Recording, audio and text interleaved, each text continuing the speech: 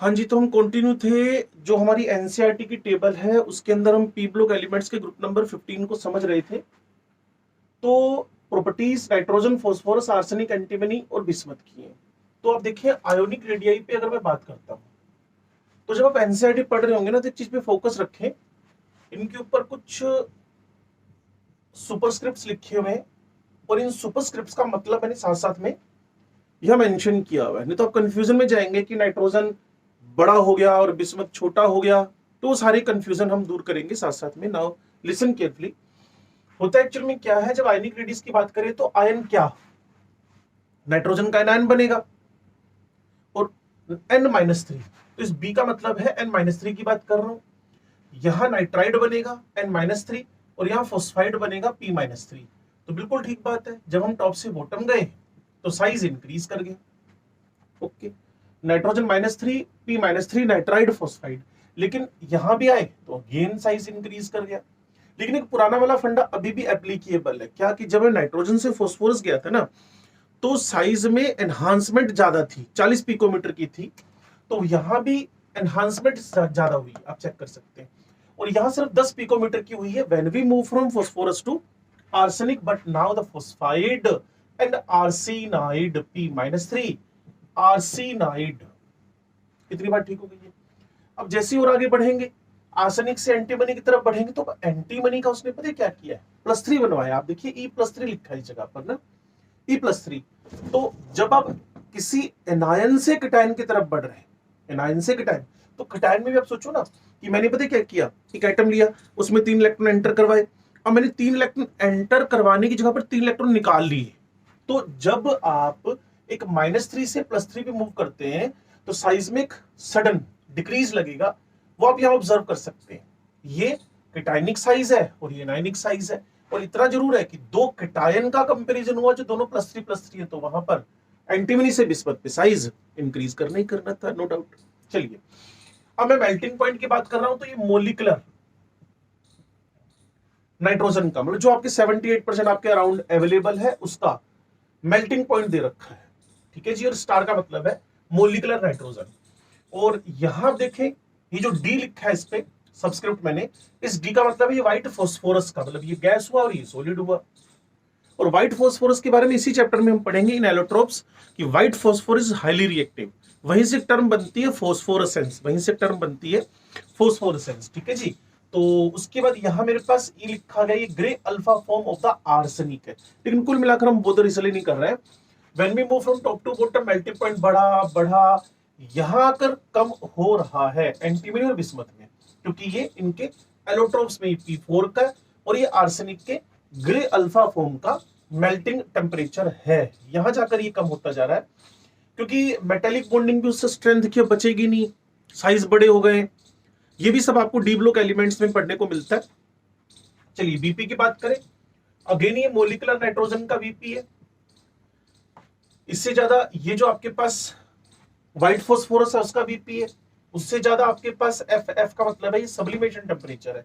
इसका मतलब आर्सेनिक में एक प्रॉपर्टी आ गई है कि ये 888 केल्विन पे क्या करेगा, सबलाइम हो जाएगा। 888 ये और ज्यादा क्लियर। और उससे थोड़ा सा कम बिस्मथ में मुझे मिला। और बिस्मथ का मुझे अगर एमपी की बात करूं वो भी काफी कम हुआ था। और मैं बॉइलिंग पॉइंट की बात करूं तो वो भी सडन डाउन चला गया। ठीक है ना। तो वजह क्या है, उसके पीछे है इसकी वीक मेटालिक बॉन्डिंग हो गई है और कोई ज्यादा स्ट्रेंथ बड़े साइज में आपको मिल नहीं पाएगी। डेंसिटी रूम टेम्परेचर पर 298 केल्विन पर, तो आपको पता है नाइट्रोजन गैस फॉर्म में मिलती है। ठीक है जी। तो जी यहां पर 63 केल्विन की बात हुई है और इसकी डेंसिटी देखिए 0.87। तो 63 केल्विन भी पक्का ये कहीं इसको सॉलिड कन्वर्ट करेगा। सॉलिड में इसकी डेंसिटी मेंशन की है जो कि 0.879। वैसे देखा जाए तो किसी गैस की डेंसिटी इतनी ज्यादा होना, लेकिन उसने साफ मेंशन कर दिया है कि मैंने ये डेंसिटी आपको 63 केल्विन पे दी है। ठीक है जी। ये रूम टेम्परेचर पर है, बढ़ गई और बढ़ गई और बढ़ गई और बढ़ गई, तो कहीं भी बोदर नहीं है आपको। डेंसिटी के बारे में आप बोले, when we move from top to bottom, density is continuously increases। ठीक है जी। और ये भी ग्रे अल्फा फॉर्म का है जिसपे H लिखा मैंने, क्लियर। और E ग्रे अल्फा फॉर्म, कुल मिलाकर ये जब मैं आयनिक रेडियस स्टार्ट के 3 एनायन के, बाद के 2 कीटायन के। मेल्टिंग टेम्परेचर की बात करूं तो ये गैस का है, बॉइलिंग पॉइंट भी गैस का है, ठीक है ना। और आप सोचिए ये इसका बॉइलिंग पॉइंट है, तो 63 केल्विन तक पहुंचते पहुंचते, मतलब अगर आप 77 पे किसी को बॉइल करवा रहे हैं तो 63 केल्विन पे पक्का, और ये 63 केल्विन है इसका मेल्टिंग पॉइंट, तो 63 केल्विन पे सॉलिड बन गया। अब देखिए इसका प्रूफ है आपके पास 63 ये आपके पास किस फॉर्म में कन्वर्ट हो गया, गैस से लिक्विड फॉर्म, सॉलिड फॉर्म में कन्वर्ट हो गया, तब की डेंसिटी मेंशन है नाइट्रोजन की। और अदरवाइज आप स्टार्ट के 3 में एनायन, बाद के 2 में कीटायन, मेल्टिंग टेम्परेचर ये गैस का हो गया, ओके, और ये सॉलिड का हो गया, ये भी सॉलिड का हो गया। यहाँ मेल्टिंग बॉन्ड जो मेटालिक बॉन्डिंग वीक हो गई है, ये गैस का हो गया, ये सॉलिड का हो गया, ये सॉलिड का हो गया। जहां बिस्मत है मेटालिक बॉन्डिंग वीक हो गई है। डेंसिटी की बात करूं तो ये गैस नाइट्रोजन को सॉलिड में कन्वर्ट करके 63 केल्विन पे मेजरमेंट किया हुआ, टॉप से बॉटम लगातार इंक्रीज कर रहा है। तो इन टेबल को एक बार एनसीईआरटी में जरूर देखिएगा, और उसके बाद हम ऑब्जर्व कर लेंगे कि धीरे धीरे करके इस पर बेस्ड सारी की सारी प्रॉपर्टीज हमें समझ में आने लगेंगी। और ये बहुत ही ज्यादा इंपॉर्टेंट टेबल है, इसका हाई लेवल पे यूज होएगा। तो चलिए अब मैं जो हमारा एनसीईआरटी के अंदर ही डिस्क्रिप्शन है उस पर चलता हूं। इलेक्ट्रॉन कॉन्फ़िगरेशन सबको समझ में आता है। NS2 NP1 किनका, हमारे पी ब्लॉक एलिमेंट के ग्रुप नंबर 15 के अंदर। The वैलेंशियल electron configuration of these elements is NS2 NP3। ये हमारा पी ब्लॉक के ग्रुप नंबर 13 का था, now it is group number 15। चलिए, the s orbital in these elements is completely filled, दिख ही रहा है, बट p का मैक्सिमम एफिशिएंसी, p ऑर्बिटल को आप जानते हैं, p सबशेल के अंदर 3 ऑर्बिटल है और मैक्सिमम इलेक्ट्रॉन आप 6 भर सकते हो, और इसका जो हाफ है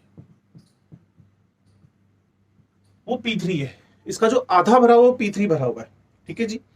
making their electron configuration extra stable, तो हाफ फिल्ड होने की वजह से ये स्टेबल हो गया है, एक्स्ट्रा स्टेबल हो गया। और ये पीरियोडिक टेबल में भी हम देखते हैं कि जब हम लेफ्ट से राइट चल रहे हैं तो कहीं ना कहीं कार्बन के बाद नाइट्रोजन का जो आयोनाइजेशन एनर्जी बढ़ी, लेकिन नाइट्रोजन की ऑक्सीजन से भी ज्यादा हो गई है। और वो ज्यादा होने की सबसे बड़ी वजह क्या है, इसका हाफ फिल्ड इलेक्ट्रॉन कॉन्फ़िगरेशन, और इनमें इलेक्ट्रॉन एक्सेप्ट करने की टेंडेंसी भी कम हो गई है, रीजन है हाफ फिल्ड इलेक्ट्रॉन कॉन्फ़िगरेशन। चलिए नेक्स्ट है एटॉमिक एंड आयनिक रेडियई, जिसके बारे में मैं टेबल में आपको एक एक बात एक्सप्लेन करके आ गया हूं। एटॉमिक एंड आयोनिक रेडियई वो ऑलरेडी एक्सप्लेन्ड है हमारी टेबल के अंदर। Covalent and ionic in a particular state mention कर रहे हैं, लिक्विड है, सॉलिड है, गैस है। Increases in sound down to the group, increase कर रहा है size. There is a considerable increase in covalent radius from nitrogen to P, जानबूझ के लिखा उसने। 70 से 140 हुआ था, मैंने आपको बार बार बताया। 70 से 110 हुआ था, 40 का चेंज आया था, मैंने आपको बताया। From arsenic to bismuth only small increase in the covalent radius is observed, मैंने आपको जब टेबल हम पढ़ रहे थे बताया था। This is due to the presence of completely filled DNF orbital in the heavier members. तो नाइट्रोजन से फास्फोरस तो बड़ा चेंज है, उसके बाद चेंज तो है, बढ़ तो रहा है, लेकिन हमारे पास एक बड़ा चेंज ऑब्जर्व नहीं हो रहा। आयोनाइजेशन एंथैल्पी की बात मैंने की थी। आयोनाइजेशन एंथैल्पी की बात मैंने आपसे की थी। Ionisation enthalpy decreases down to the group, वो मैंने आपको वजह बताई थी। ये साइज के इनवर्स है, ये साइज के इनवर्स है, ठीक है जी। Gradual increase in the atomic size because of the extra stable half filled p orbital electron configuration and smaller size. The ionization enthalpy of group 15 element is much greater than the group number 14. Group 14 के comparison में, group 15 के अंदर, group number 14 के comparison में group number 15 के अंदर जो ionisation energy है उसके अंदर मच इंक्रीज है, बड़ा इंक्रीज है, ठीक है जी। इन द कोरस्पॉन्डिंग पीरियड, वो आपको सारा पता ही है। द ऑर्डर ऑफ सक्सेसिव, आपको बताया था कि आयोनाइजेशन एनर्जी 1 से 2 ऑलवेज और 2 से 3 ऑलवेज, तो सक्सेसिव वैल्यूज ऑलवेज इंक्रीज करेंगी, सक्सेसिव वैल्यूज ऑलवेज इंक्रीज करेंगे। तभी मैंने आपसे कहा था कि एक बार टेबल पे जरूर ध्यान दीजिएगा, और मेरा जो पिछला वीडियो है उसको भी ध्यान से देखें, उसमें हमने टेबल पे पर्टिकुलरली फोकस किया हुआ है। नाउ इलेक्ट्रोनेगेटिविटी मैंने कहा था कोई बहुत बड़ा चेंज नहीं है, बस नाइट्रोजन की 3 है। और वैसे भी फ्लोरीन, ऑक्सीजन, नाइट्रोजन, तीसरे नंबर पे नाइट्रोजन हमारा आ ही रहा है। ठीक है जी। तो टॉप से बॉटम बस लास्ट के 2 मेंबर में इक्वल वैल्यू थी इसकी। Electronegativity value in general decreases down to the group. ठीक हो गया। क्योंकि एक बात है ना, हमारे पास जो नाइट्रोजन है वो अपने ग्रुप के अंदर साइज वाइज स्मॉलेस्ट है। और भाई किसी का साइज अगर केमिस्ट्री में कम हो रहा है, अगर किसी का साइज हमारी केमिस्ट्री में कम हो रहा है तो उसके पीछे सबसे बड़ी वजह उसका इंक्रीज्ड ईएनसी है। और किसी का अगर ईएनसी बढ़ जाए, इफेक्टिव न्यूक्लियर चार्ज, तो पक्की बात है इलेक्ट्रोनेगेटिविटी अनडाउटली बढ़ेगी ही बढ़ेगी। ठीक है जी। चलिए आगे बढ़ते हैं।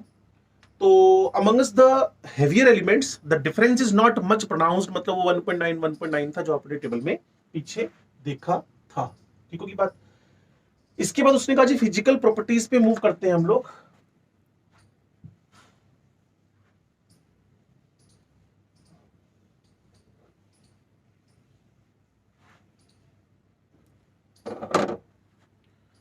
फिजिकल प्रॉपर्टीज पे मूव करते हैं हम लोग।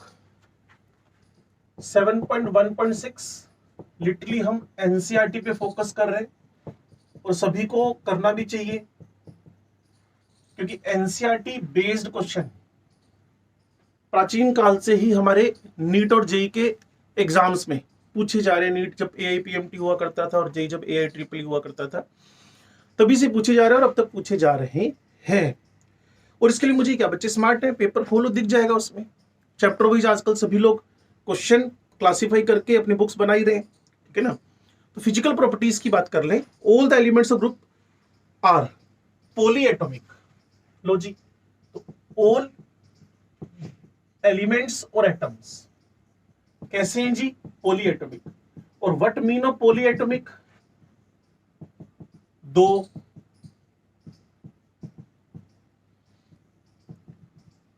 या 4 एटम्स एक कंपाउंड में होंगे। N2 डायटोमिक है, फास्फोरस पॉलीएटॉमिक मतलब टेट्राएटॉमिक है।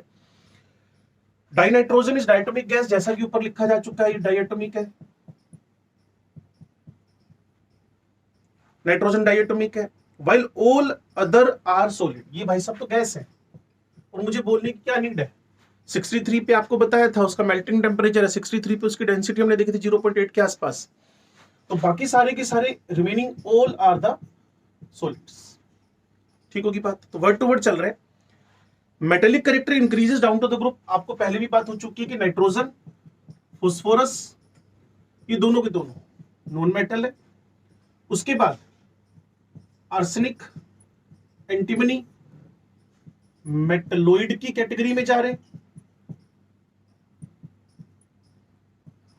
उसके बाद जो बचा हुआ बिस्मथ है आपका, वो मेटल की कैटेगरी में जा रहा है। तो देख लें एक बार क्या लिखा है। मेटेलिक कैरेक्टर इंक्रीजेस, तो बिस्मथ मेटल है। ठीक है बात है बिल्कुल। Nitrogen, phosphorus are non metal, जैसा कि मैंने लिख के बताया आपको। और एक चीज आपने ध्यान की, अगर आप स्टार्ट का हिस्सा थोड़ा सा ठीक से पढ़ रहे हैं ना, तो इस हिस्से को आप यहां से स्किप कर सकते हैं। क्लियर ना। चलो सुनते रहे। Arsenic, antimony are metalloids and bismuth is the metal. This is due to the decrease in ionisation enthalpy. कारण पूछ ले कोई क्या है। तो देखिए भाई, ये तो साइज में छोटे हैं, ये थोड़े लार्ज हुआ और ये लार्जेस्ट हो गया। तो एक मेटल के बारे में फेमस क्या है, 10वीं पढ़ी आपने, 11th पढ़ी आपने, 12th आप पढ़ रहे हो, या 12th के बाद आप तैयारी कर रहे हो जेई या नीट की। मेटल को मेटल तभी बोलते हो ना, मेटल को मेटल तभी बोलते हो ना जब उसके अंदर इलेक्ट्रॉन डोनेशन की एफिशिएंसी। और आपको ये मेटल है हार्ड होएगा तो मरकरी नहीं है भाई, गैलियम नहीं है भाई। मेटल है तो डक्टाइल होएगा, मेलिएबल होएगा। ठीक है, अच्छी बात है। Everything is good and everything is a property of the metals. But सोचने वाली बात क्या है, मेटल तभी मेटल है, मेटल तभी मेटल है अगर वो इलेक्ट्रॉन इजीली डोनेट कर दे, आयोनाइजेशन एनर्जी कम हो। तो हमारे यहां जो बिस्मथ था साइज का लार्ज हुआ, टॉप से बॉटम साइज बढ़ रहा था, और साइज में अगर लार्ज हुआ तो उसकी इलेक्ट्रॉन डोनेशन एफिशिएंसी बढ़ गई। दैट्स व्हाई हमने इसको मेटल कैटेगरी में डाल दिया। और यही लिखा है एनसीईआरटी ने कि अगर कोई भी बिस्मथ की बात करूं वो मेटल क्यों हुआ, तो साइज लार्जेस्ट हो गया, आयोनाइजेशन एनर्जी में डिप लग गया, और आयोनाइजेशन एनर्जी में डिप लगने से ये भाई साहब मेटेलिक कैरेक्टर को पा गए। और पीछे जो टेबल था वहां से अगर मैं आपको वैल्यू बताऊं तो बिस्मथ का आयोनाइजेशन एनर्जी हमारे पास 703 था, और 703 बाकी सबके कंपेरिजन में सबसे कम था। साइज लार्ज होने से इलेक्ट्रॉन डोनेशन इजी हो गया, इनमें मेटेलिक कैरेक्टर इंट्रोड्यूस हो गए। चलिए आगे बढ़ते हैं। This is due to the decrease in ionisation enthalpy and increase in the atomic size. Very simple, the boiling point in general increases from top to bottom, जैसा मैंने आपको बताया था in the group, but the melting point increases up to arsenic and then decrease up to bismuth except nitrogen. All the elements show the allotropy. तो कहीं ना कहीं nitrogen के अंदर एलोट्रोपी नहीं मिलती है। एलोट्रोपी का मतलब होता है एक ही एलिमेंट डिफरेंट फॉर्म्स में मिले। जैसे कि हमारे पास कार्बन है, कार्बन आपको मिलता है डायमंड में, ग्रेफाइट में और फुलरीन में। डायमंड मिलता है ग्रेफाइट में, कार्बन डायमंड में, ग्रेफाइट में और फुलरीन में। वैसे नाइट्रोजन को छोड़कर यहां पी ब्लॉक एलिमेंट के सभी एलिमेंट्स के अंदर, पी ब्लॉक एलिमेंट्स के ग्रुप नंबर 15 के सभी एलिमेंट्स के अंदर मुझे एलोट्रोपी, तो फॉस्फोरस का मैंने आपको बताया रेड भी है, व्हाइट भी है, ब्लैक फॉस्फोरस भी है, सल्फर के भी मिलेंगे ग्रुप नंबर 16 में। तो सारी चीजें पढ़ने लायक हमारे पास होंगी। तो अगर एनसीईआरटी में कोई के अकॉर्डिंगली अगर पेपर में एक स्टेटमेंट डालता है कि नाइट्रोजन के अलावा सभी के अंदर आपको एलोट्रोपी मिलती है, तो ट्रू फॉल्स में से आपका स्टेटमेंट ट्रू होने वाला है। नाइट्रोजन में एलोट्रोपी नहीं, नाइट्रोजन शोज द एलोट्रोपी। गलत कर दें, फॉल्स कर दें। आजकल असर्शन रीजन का भी टाइप बदल गया, उसके नीचे करेक्ट करेक्ट और करेक्ट एक्सप्लेनेशन वाले फंडे खत्म हो गए। वो एक ट्रू फॉल्स की तरह हो गया आजकल का असर्शन रीजन। चाहे वो बोर्ड का एग्जाम जो नया अनाउंसमेंट हुआ है उसमें भी, और जो अभी करंट में सारे एग्जाम हुए, 7 पेपर जो आपके जेई के हुए अगस्त और सितंबर वाले, और जो नीट का हुआ 2021 में, उसमें भी यही पैटर्न फॉलो हुआ है। वहां true true false false, true false false true, इस टाइप का स्टेटमेंट रखा गया। वो एक असर्शन रीजन ना होकर ट्रू फॉल्स वाले क्वेश्चन ही बन चुके हैं। तो अब मैं थोड़ा सा मूव करता हूं केमिकल प्रॉपर्टीज की तरफ। ठीक है जी।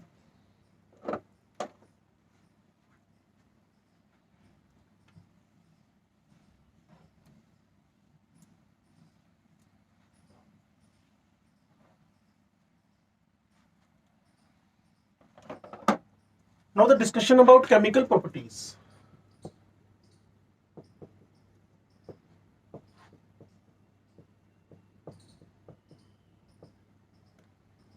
Discussion about chemical properties. ध्यान से सुनिएगा। The common oxidation state of these elements. तो पहली बात क्या हुई, हमें ऑक्सीडेशन स्टेट के बारे में डिस्कस करना है। तो भाई रेडॉक्स चैप्टर पे चलते हैं। मैक्सिमम क्या हो सकती है ग्रुप नंबर के अकॉर्डिंगली, मिनिमम क्या हो सकती है ग्रुप नंबर -8 बताया था आपको रेडॉक्स चैप्टर में, तो ये -3 हो गया। ठीक हो गया। The common oxidation state of these elements are -3 से शुरू कर ले और +5 तक पहुंच जाए। हाँ, नाइट्रोजन +5 तक N2O5 में जा रहा है, N2O5 में जा रहा है। वैलेंसी नाइट्रोजन की 5 नहीं, तो वैलेंसी वैसे भी ऑक्सीडेशन स्टेट से बिल्कुल डिफरेंट चीज है। तो -3 +3, तो मिनिमम मैक्सिमम की रेंज मैंने आपके दिमाग में डाल दी है। Tendency to exhibit -3 oxidation state decreases. भाई मेटल अपीयर होता जा रहा है, नॉन मेटल से मेटल की तरफ जा रहे हो, -3 शो करने की टेंडेंसी घटेगी। हमारा नाइट्रोजन -3 बनता है, हमारा फॉस्फोरस -3 बनता है। मेटलोइड में आर्सेनिक का -3 बना दो सोडियम वोडियम के साथ, चल जाएगा। कंफ्यूज मत हो, चल जाएगा। Sodium is a very strong electropositive element as well as reducing agent as well as good metal, तो चल जाएगा। लेकिन जैसे जैसे आप पीछे की तरफ बढ़ेंगे, बिस्मथ की तरफ आएंगे, तो -3 के बारे में आप सोच नहीं सकते। तो लाइन क्या हुई, tendency to exhibit -3 oxidation state decreases down to the group due to increase in size and metallic character, जैसा मैंने आपको बोला। तो -3 शो करने की टेंडेंसी घटती जा रही है। वो क्यों घटती जा रही है, क्योंकि मेटेलिक कैरेक्टर्स बढ़ते जा रहे हैं। इसके अलावा मेटेलिक कैरेक्टर बढ़ते जा रहे हैं। इसके अलावा साइज भी रिस्पॉन्सिबल फैक्टर तो क्या, साइज बढ़ेगा तो मेटेलिक कैरेक्टर बढ़ेंगे, इलेक्ट्रॉन डोनेशन एफिशिएंसी बढ़ेगी, तो किस लिए शो करेगा -3? अगर इलेक्ट्रॉन डोनेट कर रहा है तो शो ही नहीं करेगा। अगली लाइन है हमारे पास, in fact last member of the group bismuth hardly forms any compound in -3 oxidation number, गुंजाइश खत्म नहीं की है लेकिन हार्डली फॉर्म्स -3, ठीक है जी। The stability of +5 oxidation state decreases down to the group, तो यहां आपका +5 के बारे में बात चली, तो ये भी टॉप से बॉटम डिक्रीज कर रहा है। और इसके पीछे आपके 11वीं का एक वेरी इंपॉर्टेंट फैक्टर एप्लीकेबल है जिसको बोलते हो inert pair effect. Inert pair effect responsible उसके लिए, तो लाइन क्या कह रहा है वो, the stability of +5 oxidation state decreases down to the group, the only well characterised bismuth +5 compound in BiF5। तो बिस्मथ को अगर आप +5 में देखना चाहते हैं तो आपको BiF5 ही दिखेगा वेल करेक्टराइज्ड।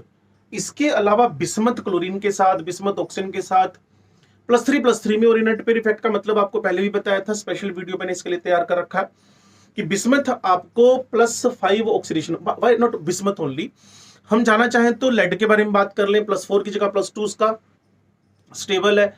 ऐसी में थेलियम की बात कर लूं, +3 की जगह +1 उसका स्टेबल है।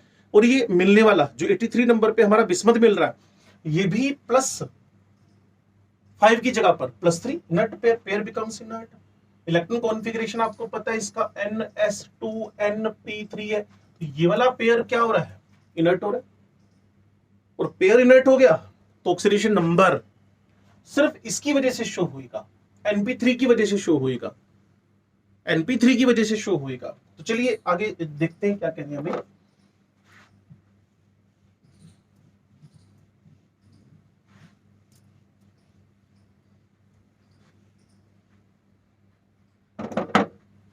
तो नेक्स्ट मेरे पास है the stability of +5 oxidation state decreases and that of +3 increases due to inert pair effect. जैसा मैंने आपको बताया, the stability of +5 state decreases and +3 increases due to the inert pair effect down to the group nitrogen exhibits +1 +2 +4 oxidation state also when it reacts with oxygen. तो nitrogen पे focus कर ले।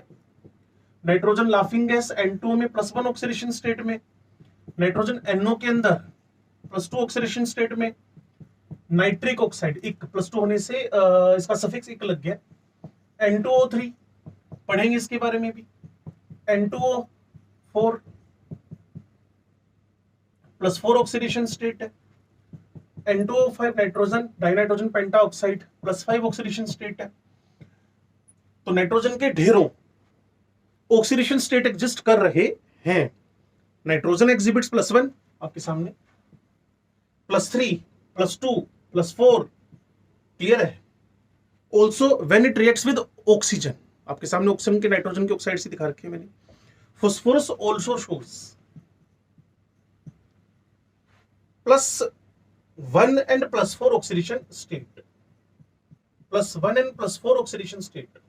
Maximum तो +5 रहना ही ना, मिनिमम -3 रहना। उसके बीच में कौन कौन से ऑल्सो वर्ड बोला उसने, इन सम ऑक्सो एसिड्स। तो एक एग्जांपल देख ले, आपने शायद इसका नेम सुना होगा कभी, NaH2PO2 सोडियम हाइपोफॉस्फेट, H3PO2 होता है ना, ठीक है ना।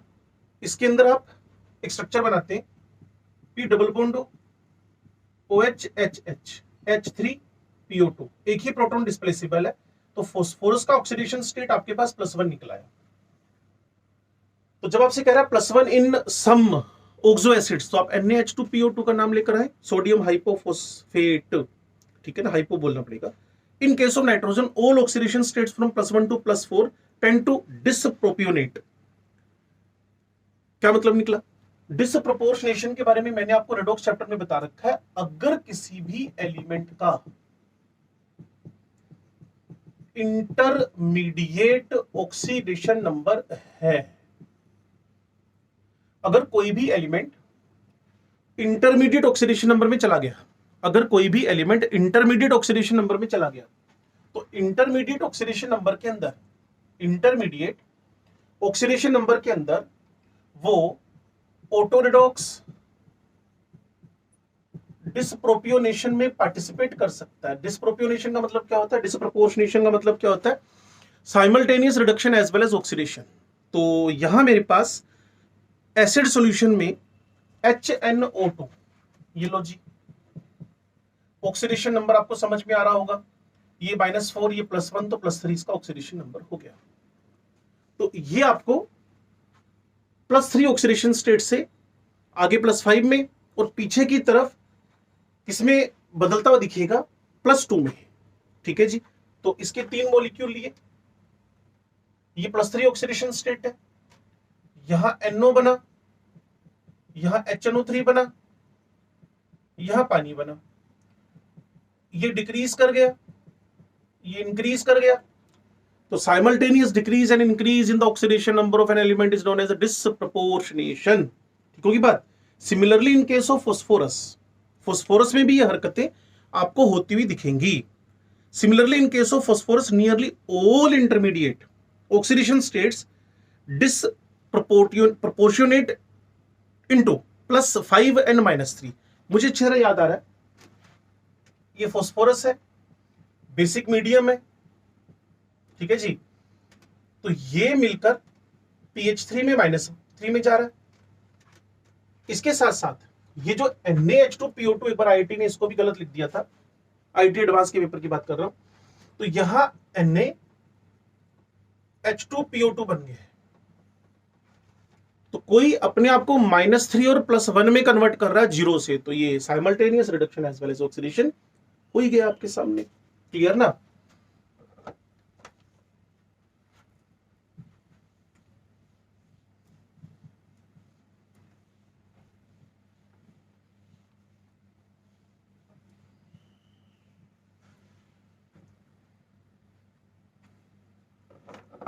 हाँ जी, तो similarly in case of phosphorus nearly all intermediate oxidation states disproportionate into +5 and -3 both in alkaline acids.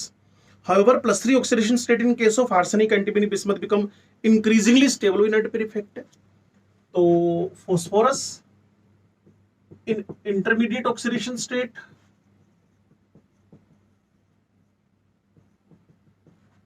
कोई बोलेगा क्या डिसप्रोपोर्शनेशन में,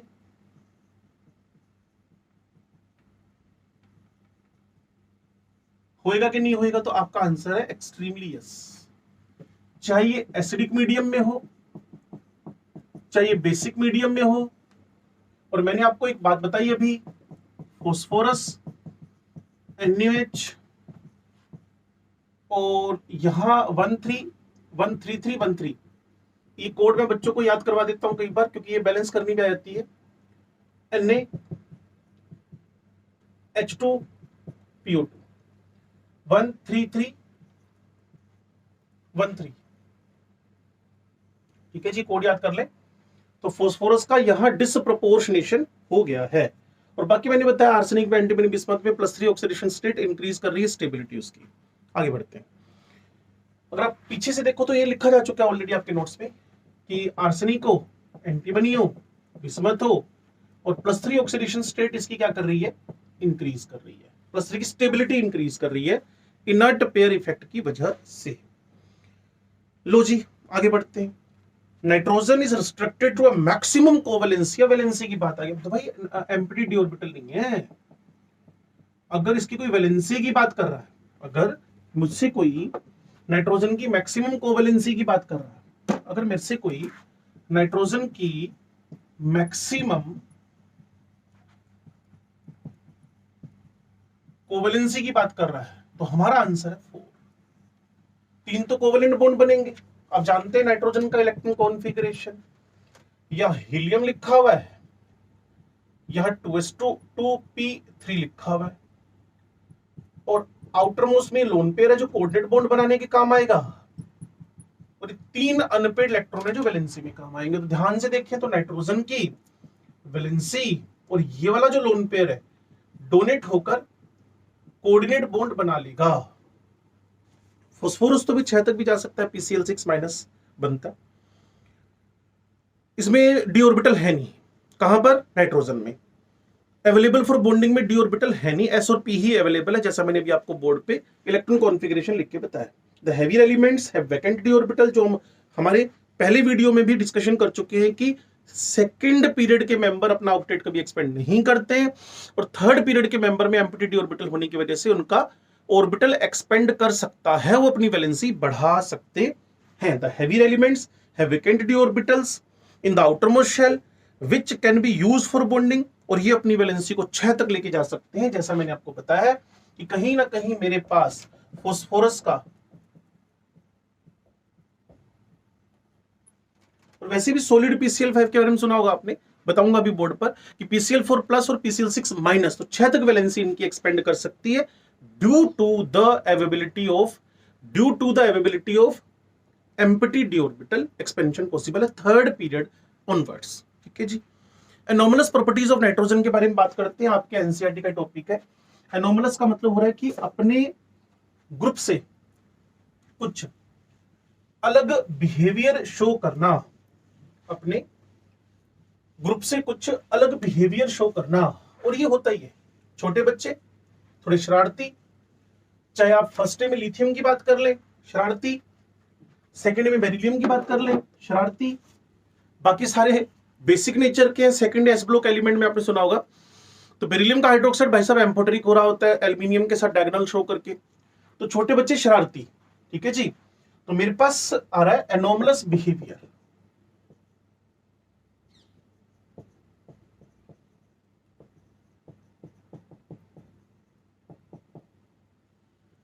अगर इसमें मेन बातें लिख दूं, तो एक तो स्मॉल साइज है भाई साहब का, एम्प्टी डी ऑर्बिटल है नहीं,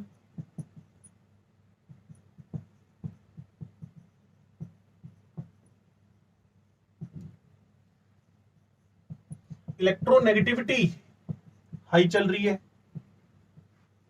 ये 3-4 वजह ऐसी हैं जिसकी वजह से ड्यू टू दीज 3 और 4 रीजंस नाइट्रोजन अपने ग्रुप के कंपैरिजन में, देखो डायटोमिक है, बाकी सारे के सारे पोली है, मतलब 4 P4 AS4, फिर इनकी वैलेंसी 4 तक ही जा रही है, वो 6 तक लेके जा रहे हैं अपनी वैलेंसी। इनमें एम्प्टी डी नहीं है, बाकी सब में एम्प्टी डी पड़े हुए हैं, तो एनोमलस बिहेवियर तो है ही। गैस है, बाकी सारे सॉलिड हुए जा रहे थे।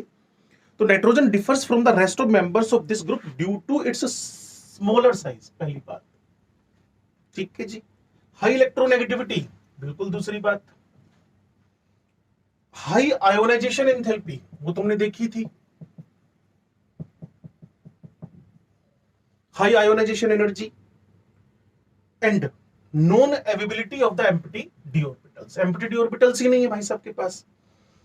Nitrogen has unique ability to form P pi bond, और वैसे भी शायद आपको पता हो कि छोटे साइज में पाई बॉन्डिंग गुड होती है। पाई वैसे भी तो वीक बॉन्ड है ना बेचारा, ऊपर से साइज लार्ज करके कौन सा अच्छा पाई बॉन्ड बना लोगे आप। तो अगर कोई एलिमेंट छोटे साइज का है, अगर कोई भी एलिमेंट स्मॉल साइज का है, पाई बॉन्ड बना रहा है, तो फेवरेबल है, उसमें कोई दिक्कत है ही नहीं आपको।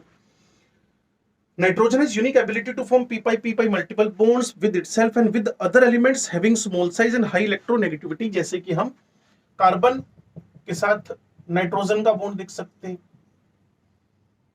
ऑक्सीजन के साथ हम देख ही रहे हैं। ठीक है जी। चलिए, heavy elements of the group do not form P pi, वो तो सेम हो गया ना, साइज बड़ा हो गया ना उनका। तो हेवी एलिमेंट्स के साथ, जबकि नाइट्रोजन के एनोमलस भी इसको लिखना नहीं चाहिए, नाइट्रोजन के एनोमलस में नाइट्रोजन के बारे में बात करनी चाहिए। तो हेवी एलिमेंट्स अगर मैं लेके चलूं, तो यहां मुझे लिखना है no P pi bonds. Heavy elements के अंदर पी पाई बॉन्ड नहीं बन पा रहे हैं, as their atomic orbitals are so large and diffuse that they can't have effective overlapping. बड़े साइज में इफेक्टिव, बार बार कह रहा हूं आपसे मैं कि अपने दिमाग में इस बात को लेकर चलो कि साइज जितना स्मॉल होएगा उतनी पाई बॉन्डिंग की एफिशिएंसी बढ़ेगी।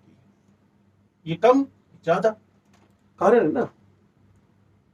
है ना इसका, कि जितना मेरे पास स्मॉल साइज और पाई बॉन्डिंग बढ़ने के पीछे वजह क्या है, इसके पीछे सबसे बड़ी वजह है कि जितना स्मॉल साइज है इफेक्टिव ओवरलैपिंग होगी। तो साइज अगर बढ़ेगा ओवरलैपिंग की effectiveness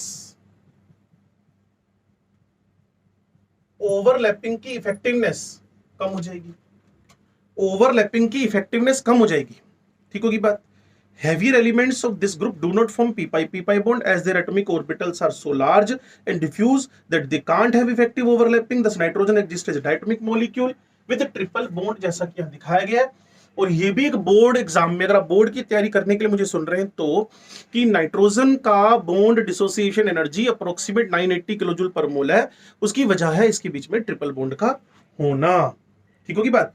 nitrogen exists as a diatomic molecule with a triple bond, one s and 2p orbital between the two atoms. Consequently, its bond enthalpy is much higher. Range मैंने बताई थी, exact value है 941.4 kilojoule पर मोल। और molecular orbital theory में भी आप पढ़ चुके हो कि एमओटी में नाइट्रोजन नाइट्रोजन के बीच में ट्रिपल बॉन्ड बनता है, is very high. On the contrary, phosphorus arsenic antimony form single bond p p as as and sbsp, while bismuth forms metallic bond in the elemental state. तो कहीं ना कहीं nitrogen का छोटे साइज की वजह से ट्रिपल बॉन्ड का फॉर्मेशन इफेक्टिव ओवरलैपिंग हो गई। इफेक्टिव ओवरलैपिंग होने से डिस्क्रीट यूनिट के फॉर्म में एग्जिस्ट करना शुरू कर गया। डिस्क्रीट पर डिसकॉन्टिन्यूअस, कॉन्टिन्यूटी है नहीं, इसका कोई ऐसे नहीं करोगे आप, कोई लेयर्ड स्ट्रक्चर बन जाएगा। फॉस्फोरस में सिंगल है, आर्सेनिक में भी सिंगल है। फॉस्फोरस आर्सेनिक एंटीमनी में कोई ऐसा बन पाए तो, एंटीमनी में पहुंचते पहुंचते आप बिस्मथ में पहुंचते पहुंचते आपके पास मेटेलिक बॉन्डिंग मिलेगी in the layered structure.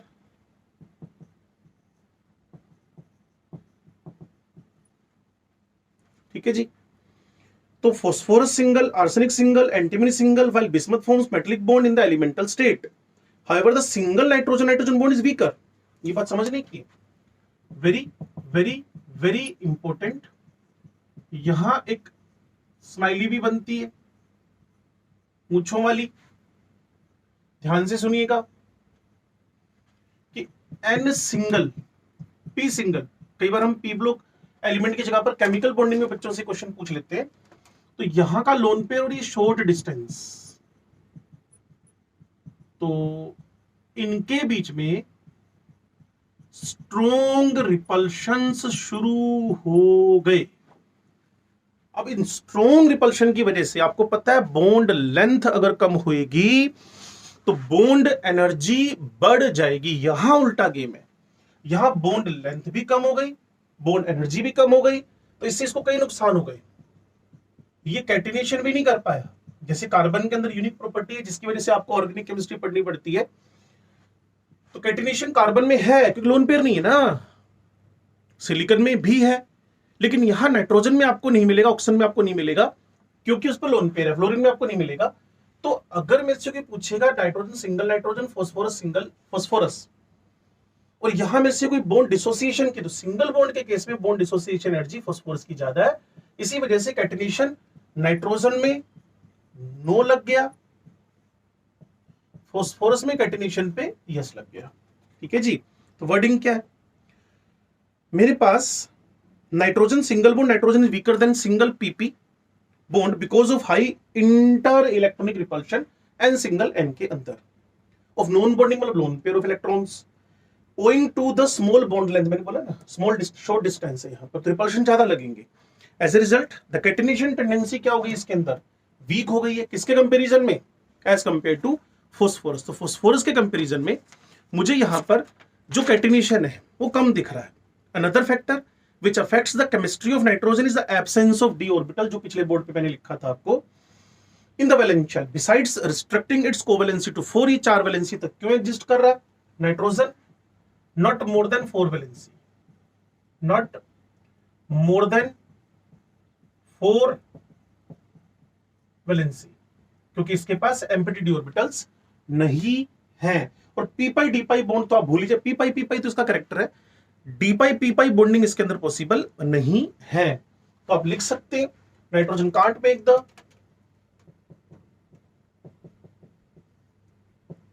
P pi d pi, जबकि हैवी एलिमेंट्स में आप ऐसा p pi d pi bond observe कर सकते हो। Phosphorus in arsenic can form P pi d pi bonding as well as d pi d pi bonding. तो उसको मैं आपके नोट्स बनाने के लिए अलग से लिख देता हूं, जिससे आप उसको नोट्स में ले पाओ। नाइट्रोजन के एनॉमलस बिहेवियर की बातें रनिंग में खत्म कर गया आपका एनसीईआरटी बुक, लेकिन मैं चाहता हूं उसको आप प्रॉपर सिस्टमेटिकल वे में लिखो। तो फोस्फोरस के अंदर, आर्सेनिक के अंदर आपको पी पाई पे तो रोक लगानी पड़ेगी, लार्ज साइज हो गया, लेकिन पी पाई डी पाई और डी पाई टाइप के बॉन्ड आपको बनाने पड़ेंगे। नाइट्रोजन ये करने में कैपेबल नहीं हो पाया, तो बहुत अच्छा ट्रू फॉल्स बन सकता है इस पर, अगर आप सुनने में इंटरेस्टेड हैं तो। Phosphorus and arsenic can form d-pi bond also with transition metals when their compound like triethyl phosphine and triphenyl arsine acts as ligand। अगर मैं फोस्फोरस का ये वाला मॉलिक्यूल एज लिगेंड, लिगेंड आपके कोऑर्डिनेशन केमिस्ट्री का part है, जिसमें ये अपना लोन पे डोनेट करके सेंट्रल मेटल एटम या आयन से कोऑर्डिनेट बॉन्ड बनाते हैं। ट्राइफेनाइल फोस्फीन के साथ आर्सेनिक, अगर ये लिगेंड वर्क करते हैं तो ये डी पाई बॉन्ड भी बना सकते हैं। तो वर्डिंग में वापस बोल दूं, phosphorus and arsenic can form D pi bond also with transition elements. तो ये किसके साथ बनेगा? डी ब्लॉक एलिमेंट के ट्रांजिशन मेटल्स के साथ। ठीक है जी। व्हेन देयर कंपाउंड लाइक, ये जो आपके मैंने बोर्ड पे लिख के दिए, ये लिगेंड का काम करे तो। अब धीरे धीरे आगे बढ़ते हैं, तो रिएक्टिविटी टूवर्ड्स हाइड्रोजन है, टूवर्ड्स ऑक्सीजन है, टूवर्ड्स हेलोजन है, टूवर्ड्स मेटल्स है, तो इसके बारे में हम इसी में कंटिन्यू करें, और उसके बाद फिर एग्जांपल 7.1 एग्जांपल 7.2 के बारे में आपसे बात करते हैं। फिर हमारा डाइनाइट्रोजन का प्रिपरेशन आ जाएगा, कैसे वो बन रहा है इसके बारे में हम बात करते हैं।